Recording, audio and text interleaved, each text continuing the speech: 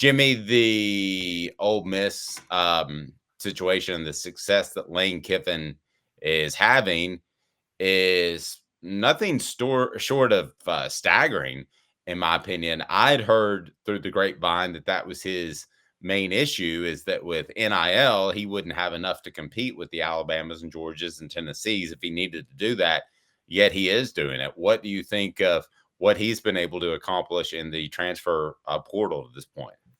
Well, I'm very surprised. I was also surprised a year ago when he got two quarterbacks to transfer in, right? Including the guy from Oklahoma State who couldn't get on the field because Jackson Dart was playing well.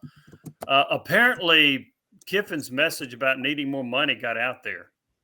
So there have to be some boosters that have ponied up to be able to pay these guys to go to Ole Miss. And I don't follow it as close as I used to, but is there a team in the country that's had better success in the portal with more impactful players than Ole Miss? I don't know that there has been one. Maybe so, but I don't know who that is. I guess one thing, you could probably Google Colorado and see what Deion Sanders is doing in the portal. But of the players I'm familiar with, they've done a very good job. Their defense has been bolstered by two really good players in Nolen and Barron. They've got an outstanding receiver. I've been stunned that Ole Miss has been this successful in the portal, and I think it sets Ole Miss up to have another outstanding year next year. Well, Caleb, kudos to him. He said he needed the money last year, and he got it this year. So kudos to Lane. Mm-hmm. Yeah, so I got a take on this, and I want to know what y'all's thoughts are, because it's kind of I think it's a unique take, but I think Lane Kiffin has taken an awfully huge risk by pushing Ole Miss to do what they're doing, and here's why. Lane Kiffin probably, and Dave, you talked to me last week about how Lane Kiffin would probably be gunning for the Florida or Florida State job or any of those better jobs that open in a heartbeat if they opened up. I thought Lane Kiffin was in a good situation where if he's having 8 to 10 wins at Ole Miss, sneaking in an 11-win year here and there, that eventually a better job with a more blue blood program job where it's easier to win it would open up. Well, because he's gotten all this talent in the transfer portal and he's pushed Ole Miss to do it through NIL, I think he's extremely spiked expectations for next year.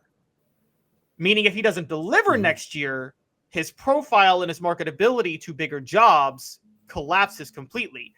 And it may be hard to deliver next year because we talked to Fred on Friday, and Fred White even told us, he said, look, they're getting a lot of talent, but I mean, there's still a chemistry and bonding factor in football. And I haven't seen a team make a big splash in college football in terms of wins and losses yet when it's entirely built through the transfer portal. So is this a big gamble on just Lane Kiffin on his personal future prospects and what he wants for himself by doing this? I would take the gamble. I would. You would take the gamble? I would. Now, correct me if I'm wrong. Is Ole Miss not had 2 10-win seasons in the last 3 years? They've had 2 in the last 3 years, yeah. Right. Yeah. That's pretty impressive. Even if he wins 8 next year, and I'm a big program, I'm looking at what he did at Ole Miss and saying I'd like to take that guy. But, yeah, I would rather take the risk of building up expectations and having outstanding players than having average players and having lower expectations and then winning 7 or 8 games. So I would take the risk that Lane Kiffin. Now here's the thing that's going to happen also, I would think. If he does get, let's just say Florida fires Napier and Kiffin goes to Florida, Ole Miss is in trouble, right? I mean, the well will run dry at that point because he is banked on the transfer portal, and he's been able to attract people there. And I think the Ole Miss talent level is going to drop significantly when Kiffin leaves because he's not building a program. He's trying to build a team each year. It's a great point. There's no equity in what he's building. Tennessee fans know that, but with the current landscape, it's even more so. I want to ask you about the Florida job because I went out on a limb, and I think that he will be Florida's next head coach. And we're talking about a team that still has a head coach. So before I get to that, Jimmy's appearance brought to you in part by Dynasty Pools and Spas. Imagine having the best spas made right here in the U.S. in your backyard. Dynasty Pools and Spas has their showroom in Athens for the best hot tubs and spas on the market. They've got delivery, ton of discounts for first responders, military, and some blemish models that can save you thousands. DynastySpas.com, DynastySpas.com. If he does leave Ole Miss at any point, you're right. He's building a team. But, Jimmy, I'm sure you heard the same things. I heard he wanted the LSU job. Heard he wanted the Auburn job. I mean, what can you do if you're Ole Miss and you really like Lane Kiffin to keep him? I think it's just a matter of time till he goes somewhere. But you know that program way better than me. Well, actually, I heard differently about Auburn. I heard he didn't want the Auburn job because of the boosters, the rogue boosters, the split, the friction that he had there. So I'd heard that. LSU, yeah, but they didn't. They were looking in another direction to go get Brian Kelly, and I get that. I do think that Kiffin is his star has risen considerably, and I'll be honest with you. For years, I thought this is a really good offensive mind, a really good offensive coordinator, play caller, who's not necessarily a good head coach. But if you win 10 games at Ole Miss 2 out of 3 years, then I've got to retract that. He's a pretty good head coach if you're able to do that. So I give him some credit for that. I do think there's that he has increased his stock. I mean, you remember he got fired on the tarmac at USC, right?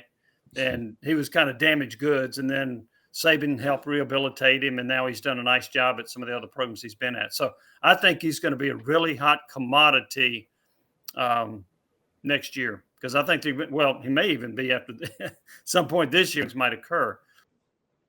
But I think if he has a really good team next year, which I think he will, because he's going to have his quarterback in place and a better defense, I think he is going to be one of the hottest commodities in college football.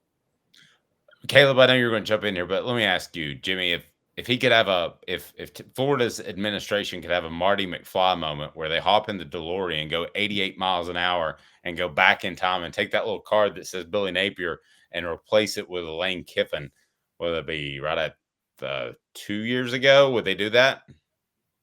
Yeah, I think they would. I don't even think it's close. Yeah, and Napier had the reputation of being a really good recruiter. Look, I wasn't that impressed with that hire anyway, but he had the reputation of being a really good recruiter. But it doesn't do you any good to be a really good recruiter and lose Etienne to Georgia, right? So, and then he lost one of his best pass rushers to Ole Miss. So I think Napier is he's on the hottest one of the 2 or 3 coaches in the SEC that's on the hottest of hot seats entering next year. But guys, Florida wouldn't hire Lane Kiffin because did we lose Jimmy? I think we lost Jimmy. Go ahead. I was just going to say that Florida wouldn't hire Lane Kiffin because we know from the Urban Meyer era that Florida really genuinely cares about character and decency among its players and its athletes. Okay.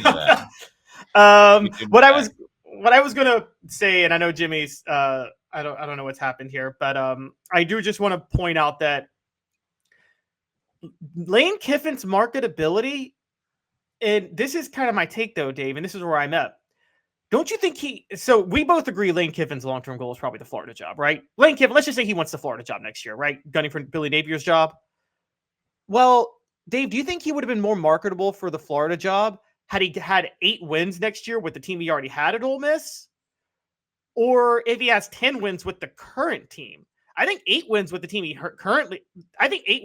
would have had would have made him more marketable, because now he's got expectations where if he doesn't win a national championship or at least get to the Final Four next year, people are going to ask him, well, why should I hire you? You had all this talent and you couldn't make the Final Four next year. Don't you think that's going to hurt his case when he's trying to get the Florida job next year? Well, you and I are in 2 completely different places. So I'm one that thinks that he is ready to go and he is ready to play, or he is ready to coach at a big program, either in the NFL or in college football, if that's Florida, whoever that might be, if it's Ohio State, if it's Michigan. So you and I are in 2 very different places. No, I'm there with you. I'm actually there with you. Okay.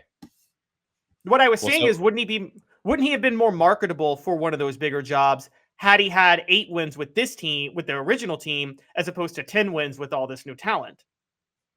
Wouldn't he be a better sell with 8 wins with less talent?